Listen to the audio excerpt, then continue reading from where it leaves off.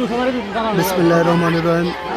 জুলাই নিহত সকল বীর শহীদদের স্মৃতিতে বৃক্ষরোপণ কর্মসূচি। আজকে কর্মসূচি মধুপুর হাই স্কুলে।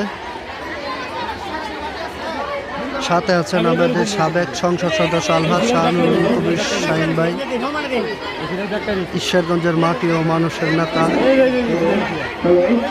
কমলবতী শিশুদেরকে আজকে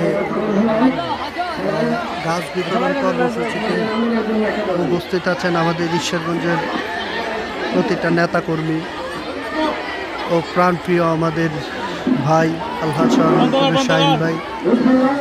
গাছ পেয়ে অনেকেই আনন্দিত।